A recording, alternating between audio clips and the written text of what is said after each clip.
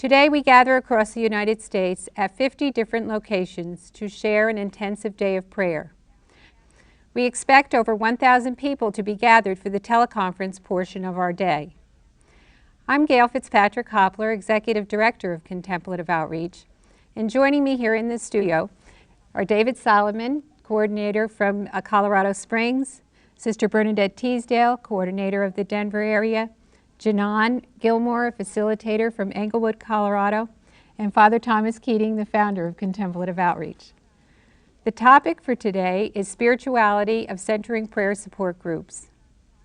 While centering prayer is done privately most of the time, a weekly sharing of the experience in a small group has proven to be very supportive, as well as a means of continuing education and encouragement, an invitation to continue the practice of centering prayer in the midst of our busy lives. Recently, a woman shared her experience with me, that her weekly support group is like a retreat house without walls, because it provides a sacred place to gather with others, to pray, to be open and informed, and offers an opportunity to be faithful to her spiritual journey. Now let's turn and listen to Father Thomas as he speaks about the spirituality of centering prayer support groups. Well, thank God I have the strength to speak about this matter, and it's been a long wait to meet you once again on the teleconference media. I was here 2 years ago, and since then you've already had another one. And we thought this time that a practical subject you might be interested in is the support group itself, or what we have called the support group up till now, and which I think I'd like to suggest a new name for it, if you don't mind. Think it over. If you object, well, don't follow it. But my suggestion is we call them now contemplative communities. I come out of a contemplative community, and I remember in 1975 when we started teaching this, it never occurred to us that people in general would be interested in this sort of thing. So we developed a little workshop that we offered at the monastery in Spencer, where I came from, and a few of the monks gave workshops in the hope of training lay people to be able to give it outside the monastery in most places, and we thought religious and priests would be our chief market.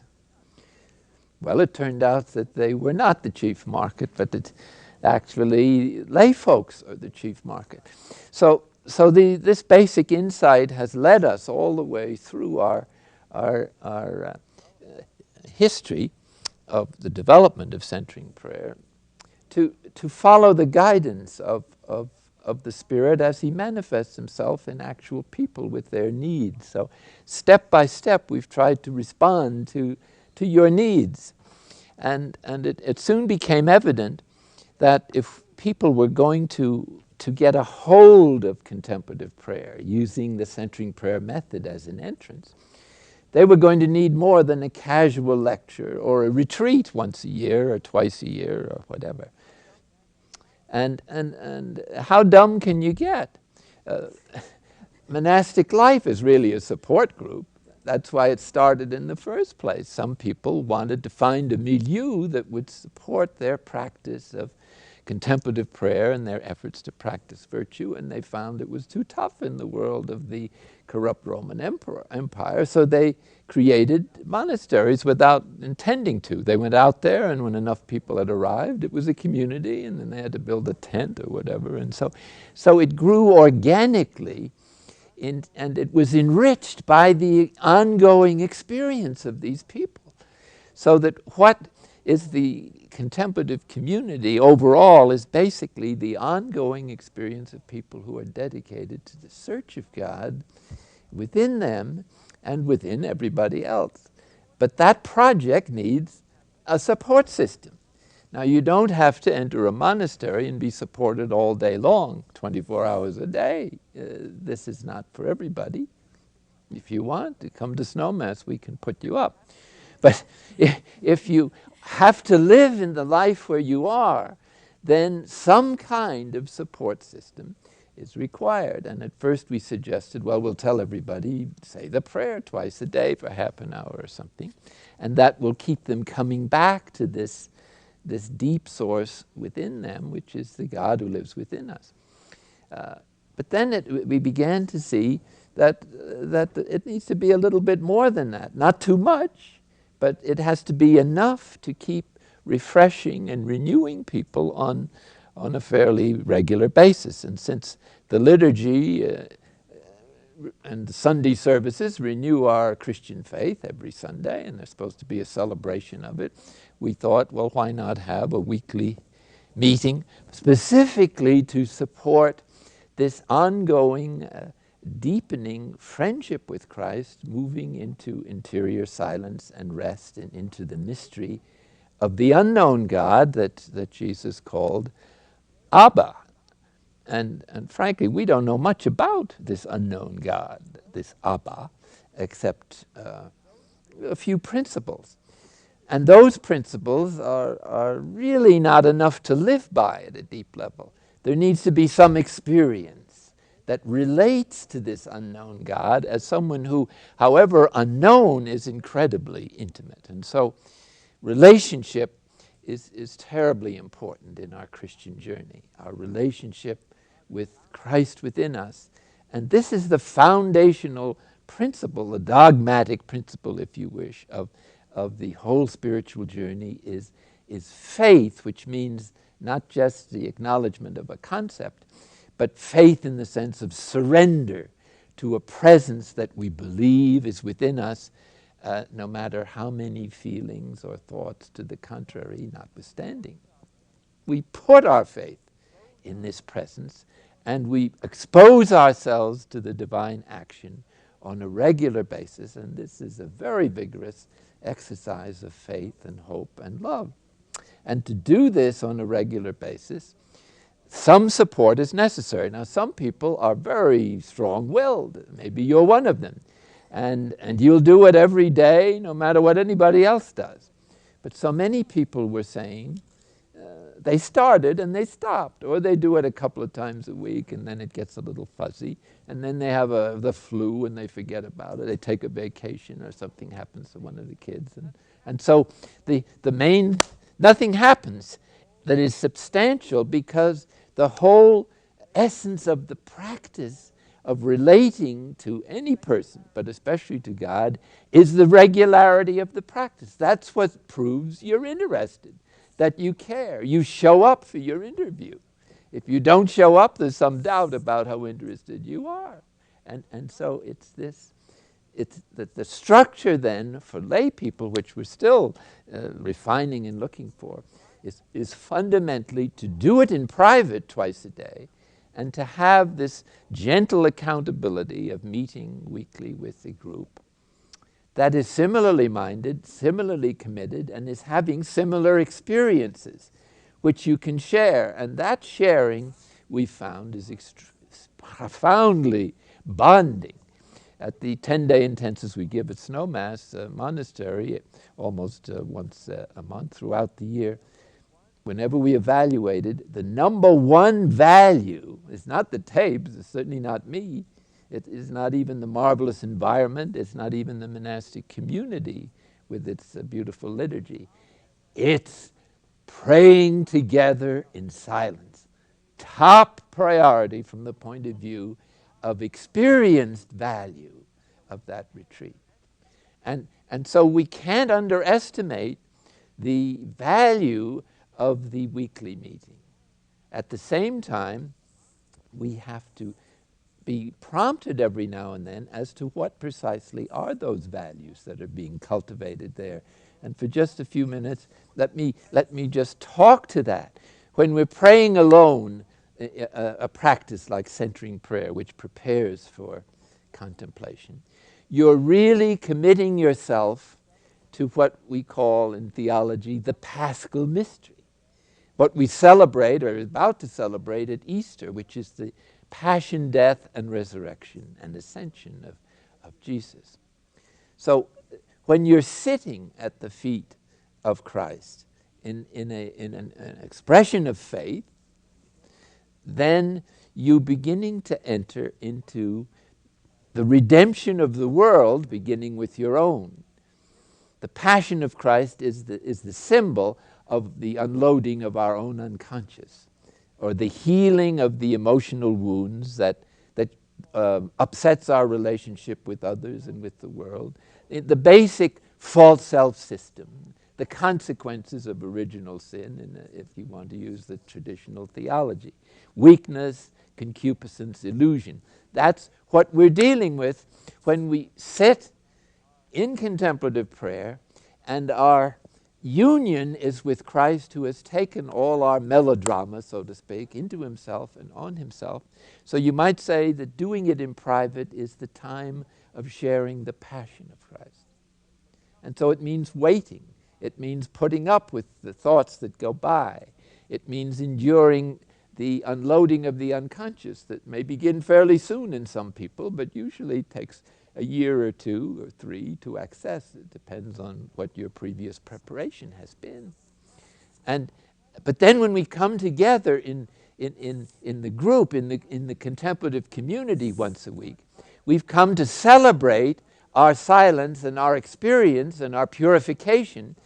And now with others who bring their silence and purification, and to this common group, you establish a reservoir of interior silence. And now you're present at the feet of Christ, not so much in his passion, but in his resurrection, in which he communicates to each of those present the special graces that each of us needs. In other words, as he's kind of a light in the center of the group that's gathered in the sacred circle, pouring into us beyond the level of psychological analysis, but present in faith, all the graces. We can stand at this point, but we can only stand so much because the body is weak and we are weak, so we have to allow the process to take time.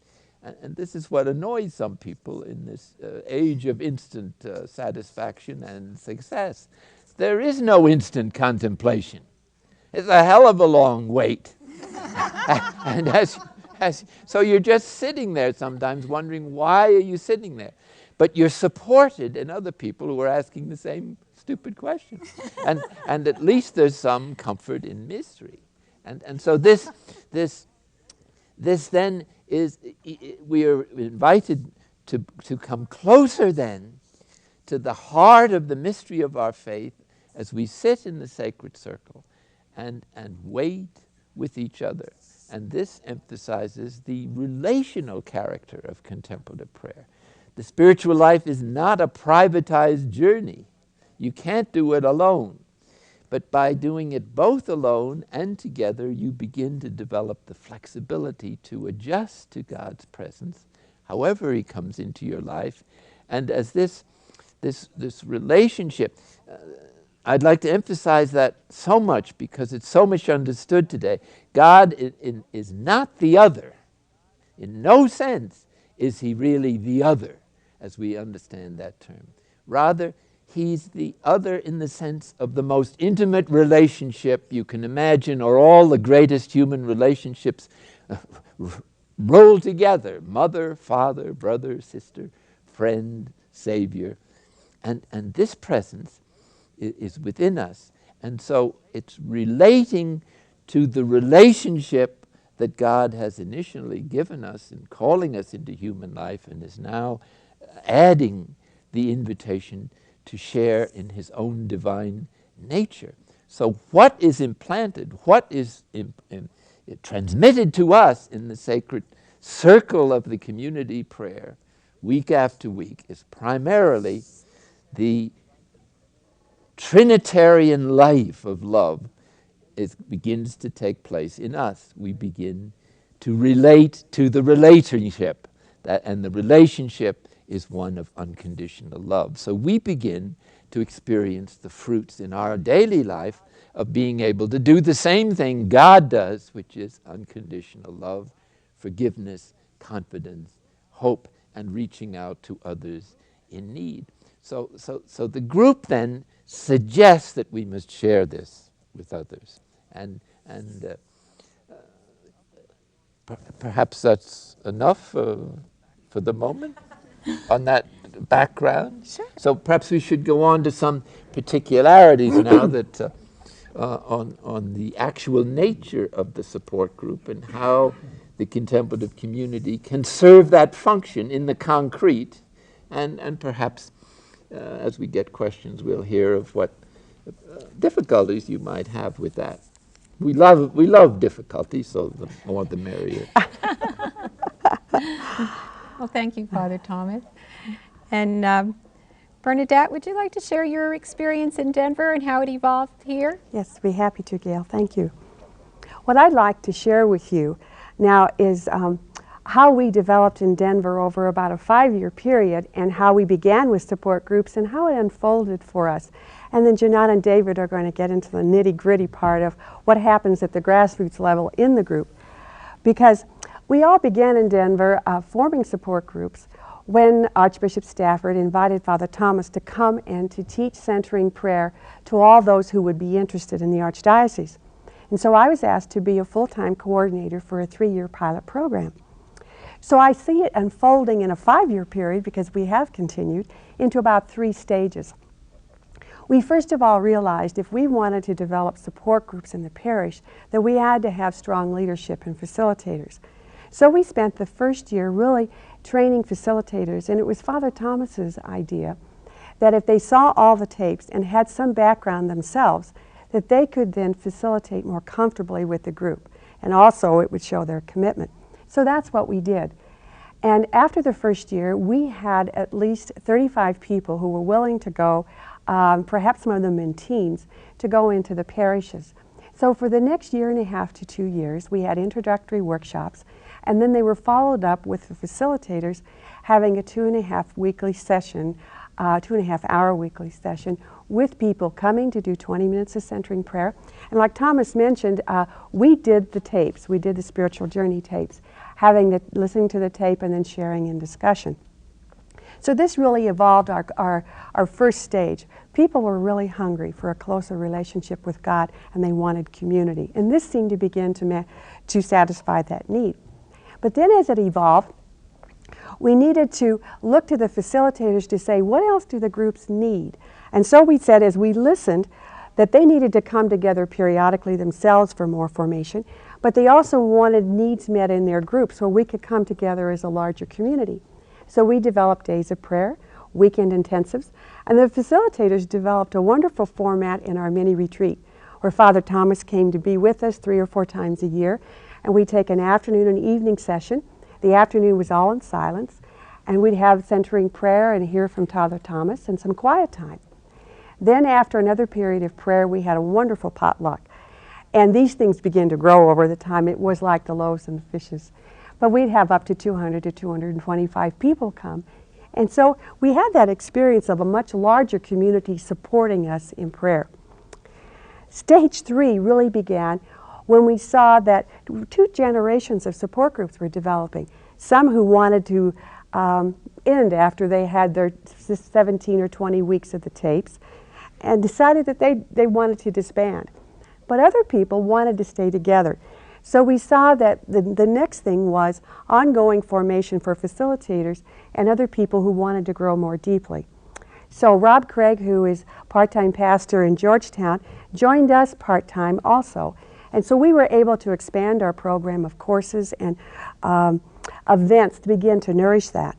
And what's happened over a 5-year period is that we're now moved into a Center for Contemplative Living.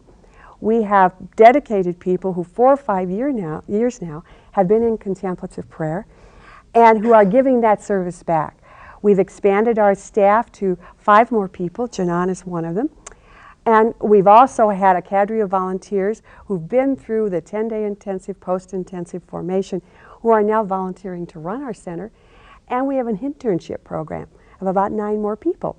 So what's happened is we've developed a core community of very dedicated, formed people who are deepening that commitment and giving the service back. And they're serving the wider community of contemplative prayer in the whole state of Colorado. So we feel really good to watch what the Spirit has done in the unfolding of this. And so this gives you an overall view of how the groups have developed in our area. But now I think it's David and Janan can give you more detail of what happens really in the group itself. Gail? Thanks, Bernadette. And each of you have different experiences. And David, I'm sure your experience was a bit different in Colorado Springs, and perhaps you'd like to share that with us now. Sure, thank you, Gail. You're welcome. I was one of those people who went through a similar program in Colorado Springs, what Bernadette talked about in terms of a facilitator's course. And from that, I became involved in centering prayer support groups in Colorado Springs. My experience in the centering prayer support groups has led me to an understanding in 3 areas: community, service, and support. In terms of community, I see my need for community as well as the invitation to others to participate in that community. I see it a response to a call, an inner yearning to enrich and extend my practice, fostered through all the intensive retreats and centering prayer programs that Contemplative Outreach has provided. Hopefully that's the same for others as they participate in the support group as well. Out of the call to community comes service. And I see service in terms of a willingness to respect the other's journey.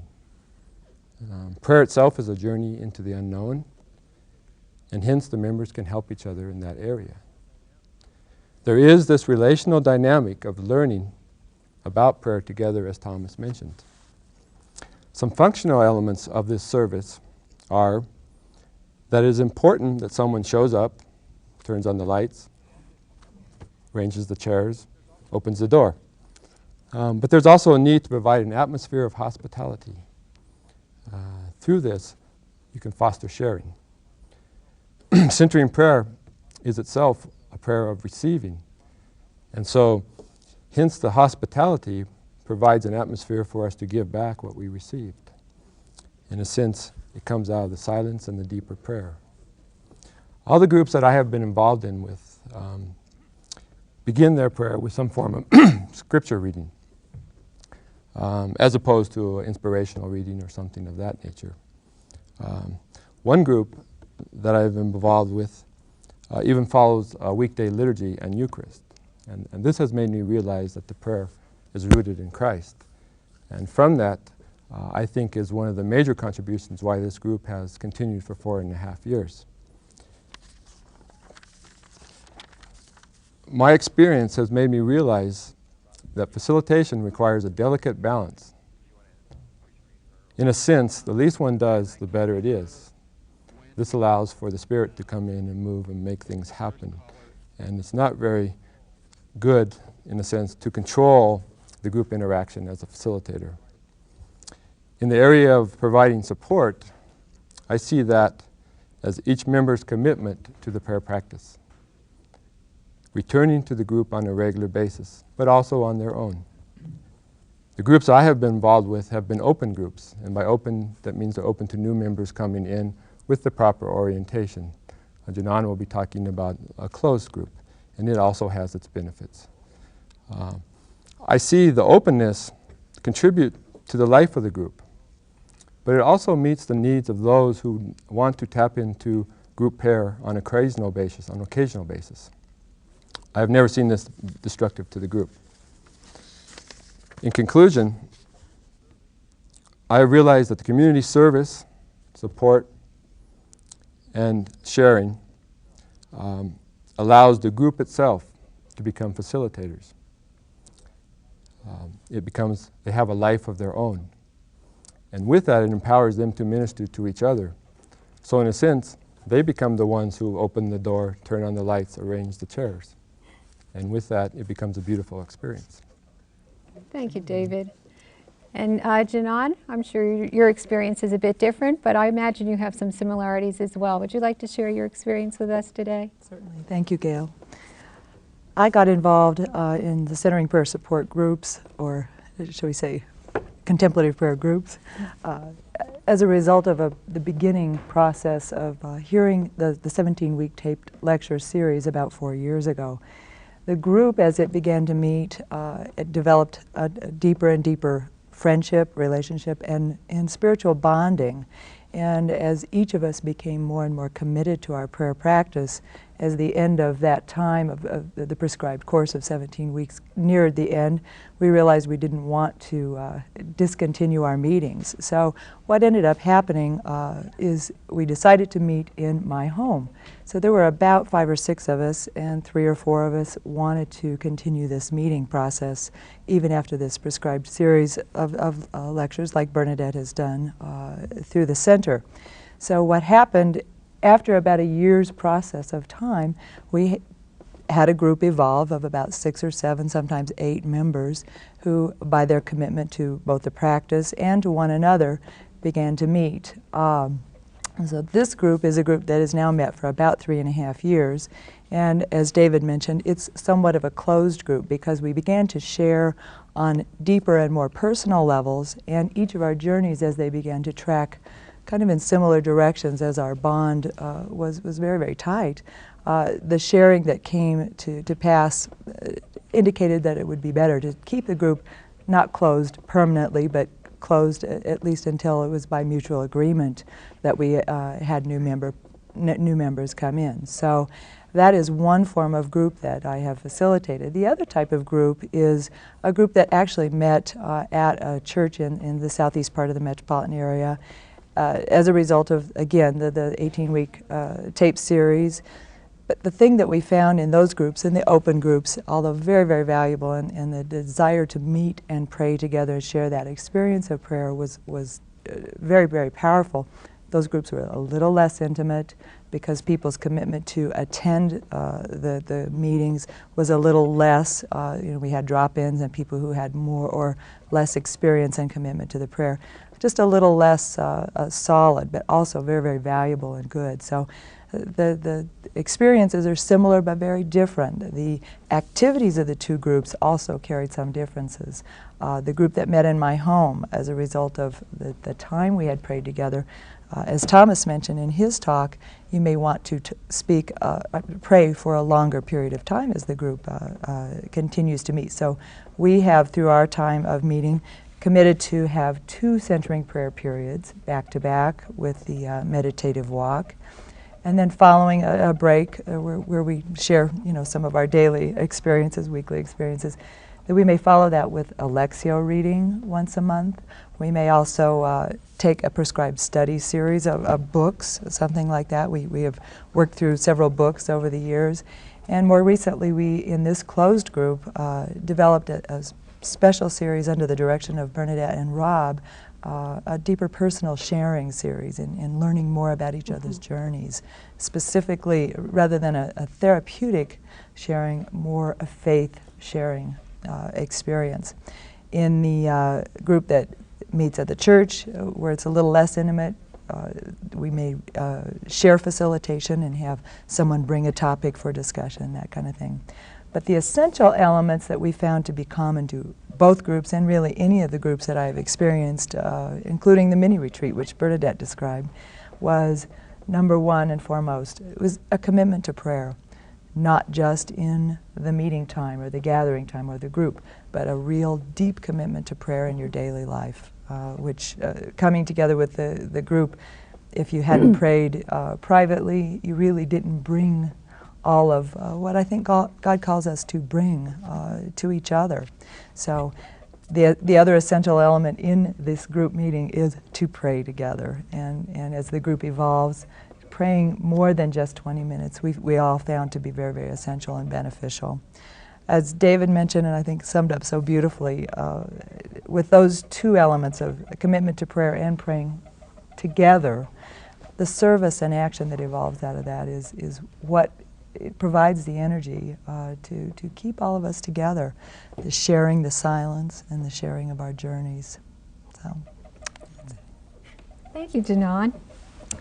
We now begin the portion of the program where we take questions.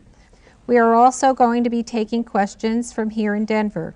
Our first question will come from our studio audience.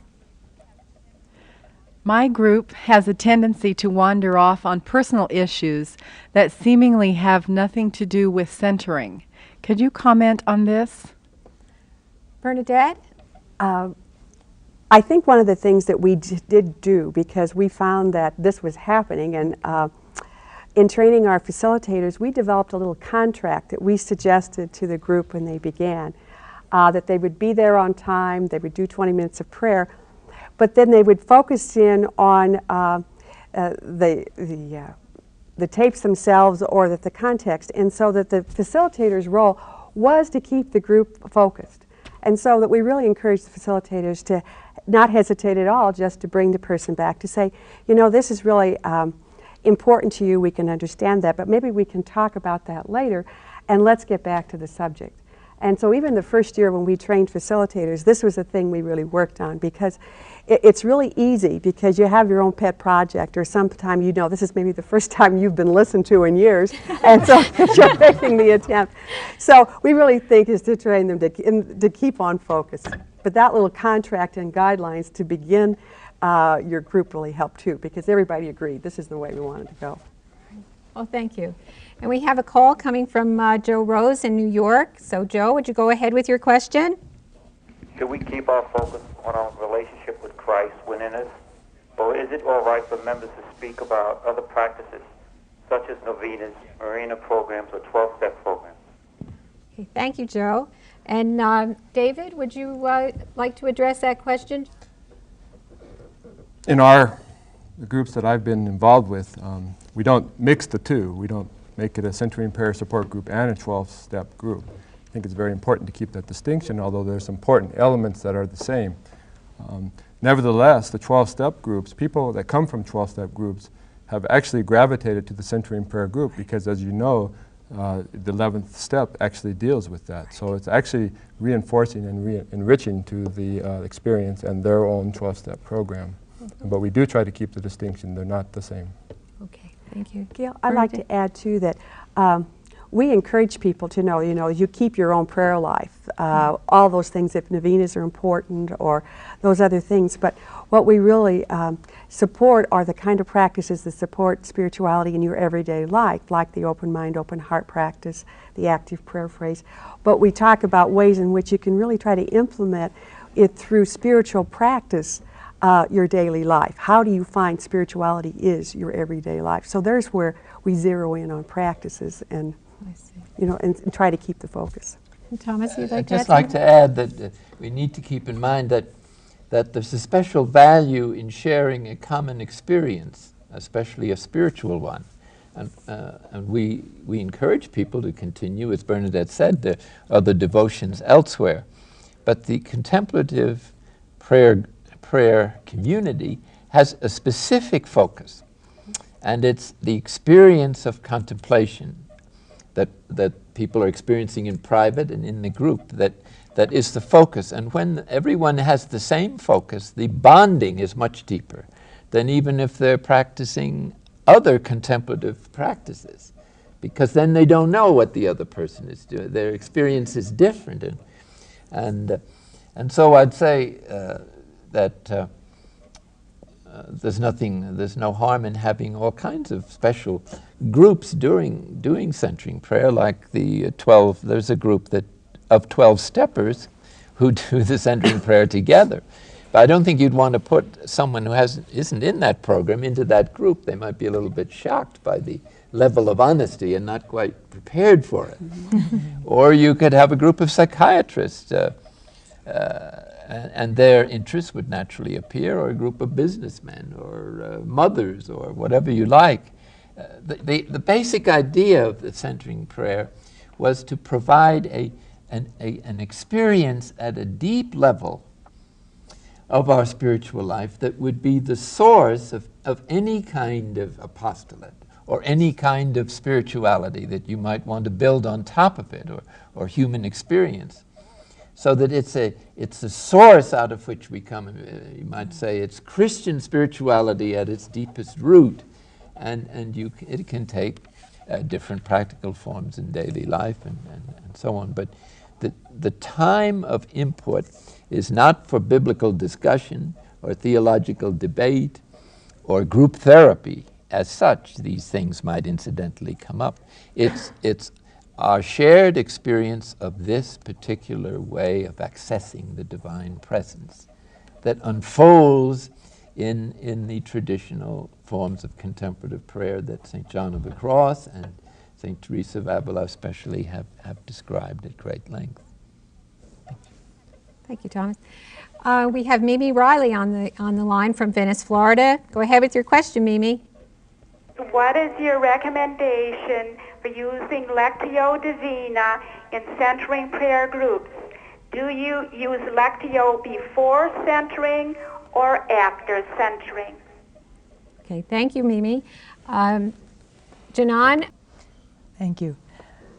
In the groups that I've worked with, both the group in my home and the group in the parish center, we have actually used both times and had great success with each.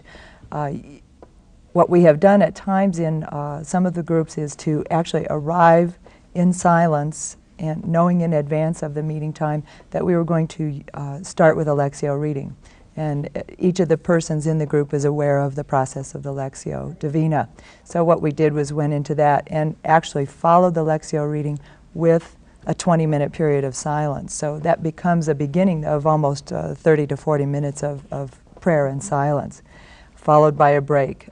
The other thing that we've done in my group that meets at home is to have 2 periods of centering prayer, take a brief intermission, and then go ahead and do the Lectio reading, but to not take a 20-minute period of silence after the final reading, and then to maybe just a few minutes in silence, and then to, as Bernadette calls it, break the word. And we have just a faith sharing, again, not an intellectual dialogue about the scripture reading, but a faith sharing and what insights may have come to you during that period of time. So either way works. I think it just depends on the level of experience with the group, the setting, and so on. Mm-hmm. And now we'll go to our studio audience for a question. One's spiritual journey is individual, like one's fingerprints. Could you be more specific on what you mean by group spirituality? Thank you. Thomas, maybe you'd like to address that. Actually, the question that I was addressing was the spirituality of the group. That's the kind of delicate distinction, perhaps. But I think that what we let go of in our, when we're speaking privately with God, we express our individuality. When we're in a group, it's the moment to express our personhood. Now, that may be a new distinction you haven't heard of before.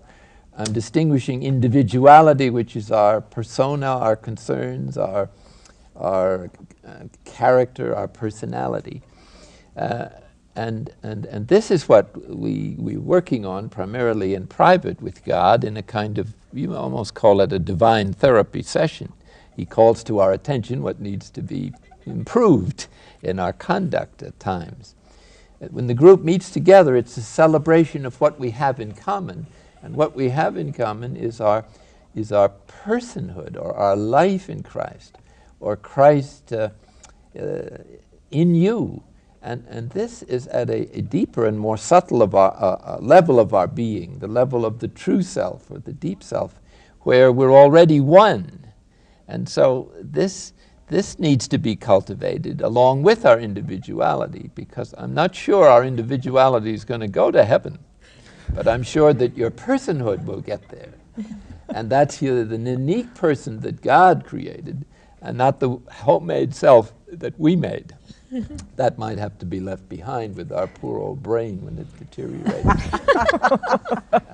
But that's a hypothesis. But what is not a hypothesis is that the group process, with its sharing of energy that draws you irresistibly as the group matures to deeper and deeper places of our own interior life, beyond the deep self, the true self, into the very source of self, which is the divine presence, the divine indwelling that is creating us at every moment and holding us in existence and pleading with us to allow this divine presence to live our lives for us, so to speak, so that God becomes our individuality, you might say, or at least our uniqueness. This reflects what His will is rather than our own. So the possibilities are almost infinite of human development when you get beyond the hang-ups of your own individuality and surrender in faith to the person that you really are and that God made you, and that is capable of entering into divine union and perhaps entering deeper into divine union for all eternity. Such at least was the teaching of Gregory of Nyssa, the 4th century father, that we never end our journey into God. It goes on forever, deepening. Okay. Thank you, Thomas. Connie's on the line from Andover, Massachusetts. As facilitators, first, hi Thomas, you're looking terrific. As facilitators of support groups, how much should we share of our own consolations or struggles? To what extent could sharing take away from the sacredness? David? Well, speaking from the perspective of a facilitator, as I mentioned, it's a delicate balance. I, as a facilitator, try to lead the sharing from Scripture. But you have to be understanding that sometimes people are in a space where they need to share with the group some personal pain.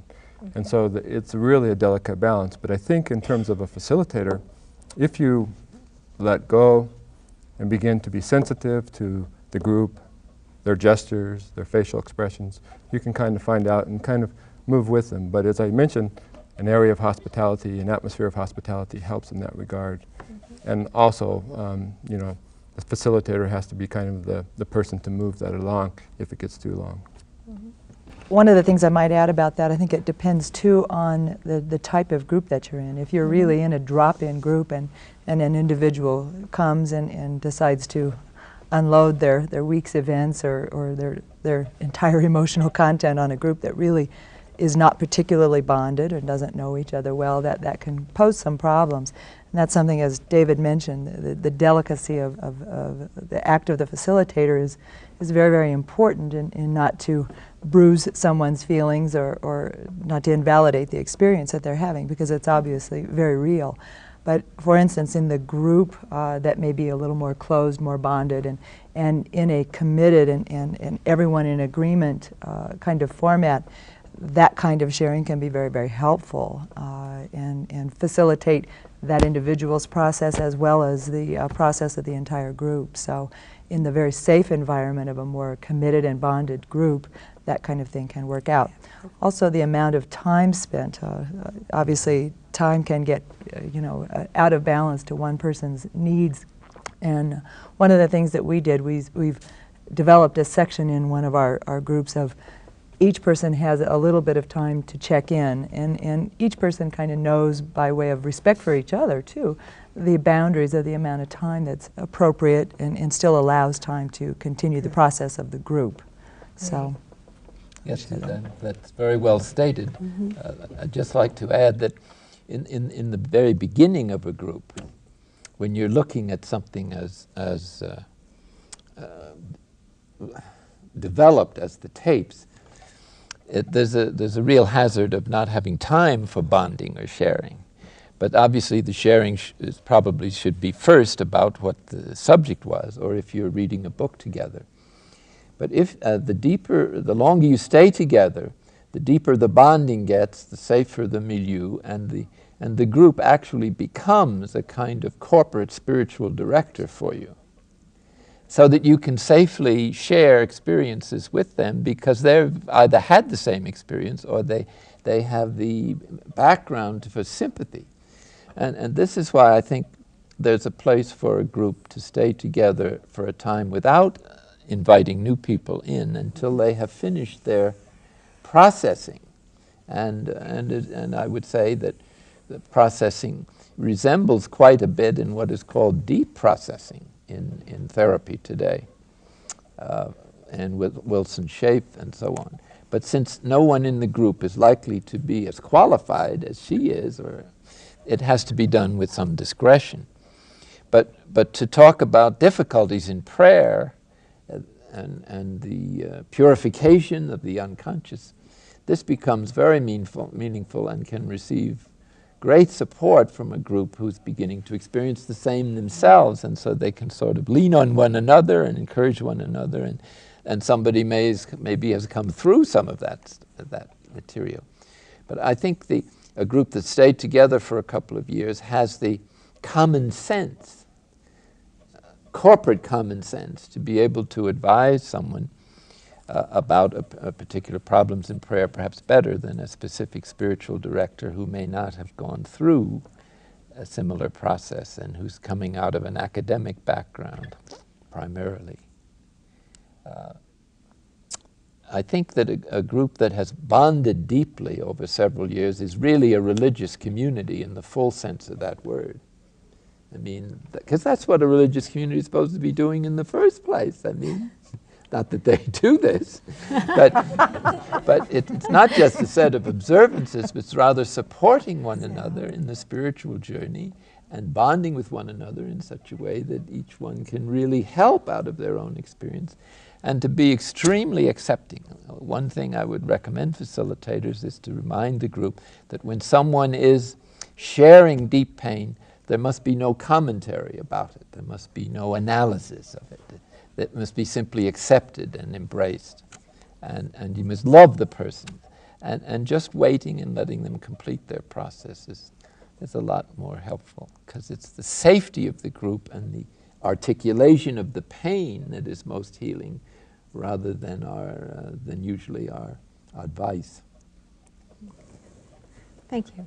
And we have Patricia on the line from Houston. Patricia, would you please go ahead with your question? Yes.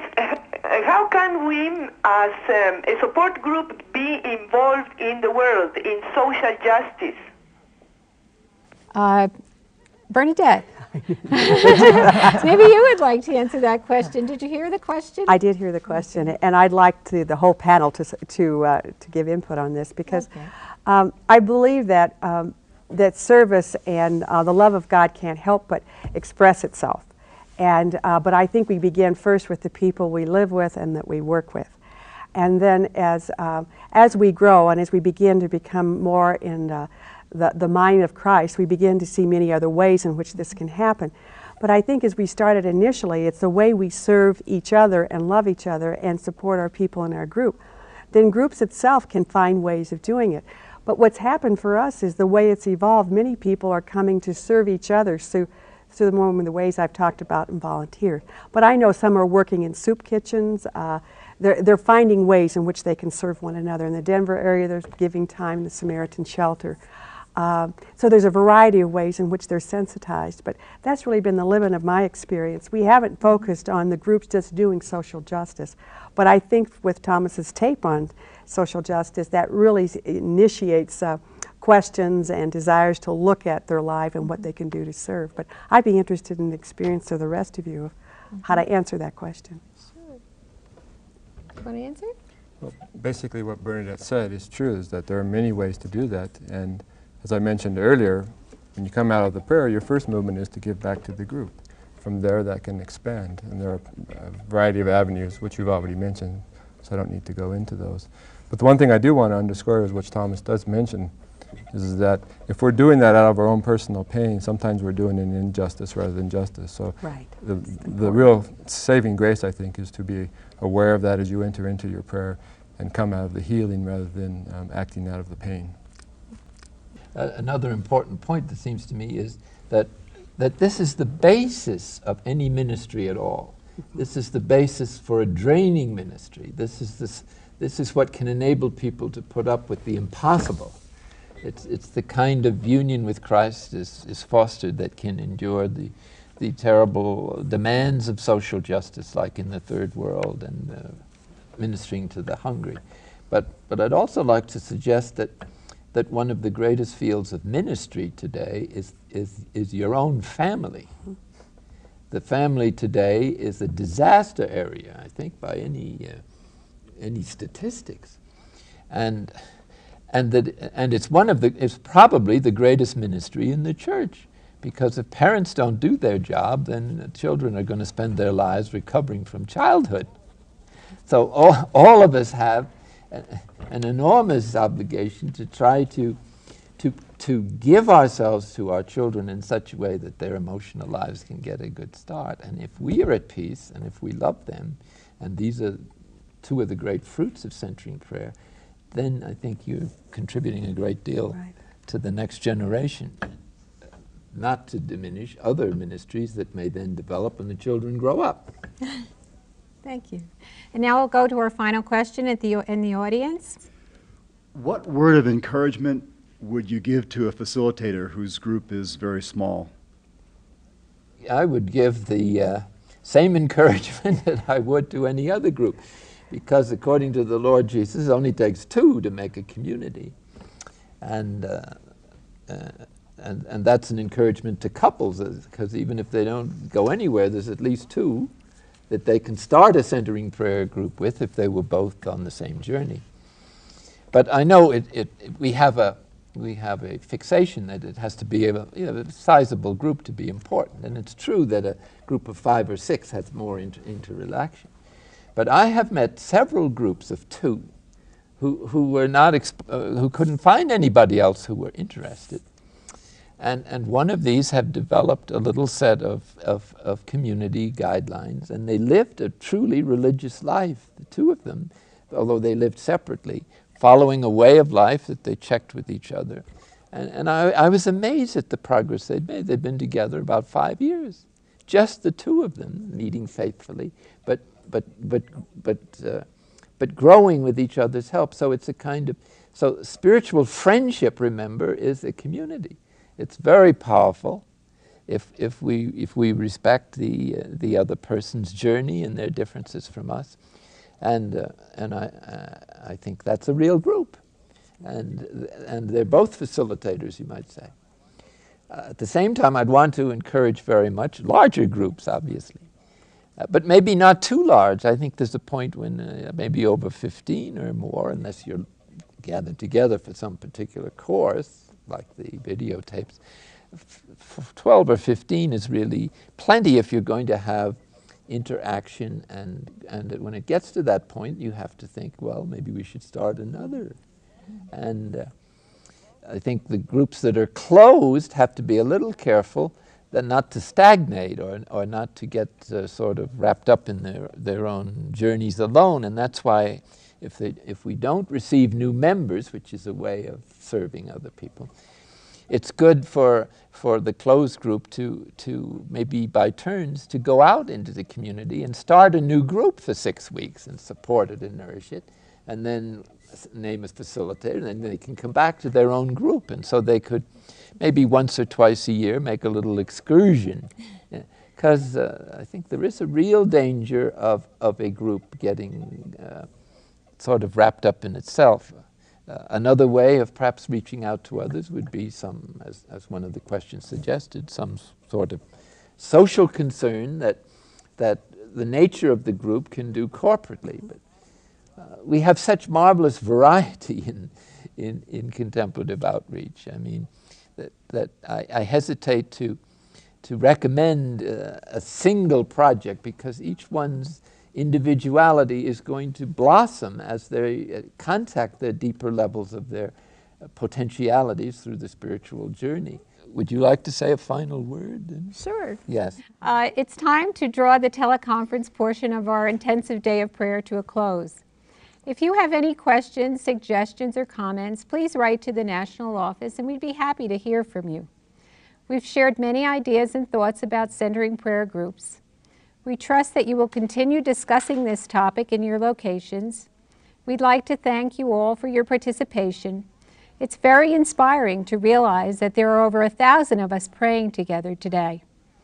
It is wonderful to know that every time we sit down to pray, that we are sharing with one another in the silence of our hearts.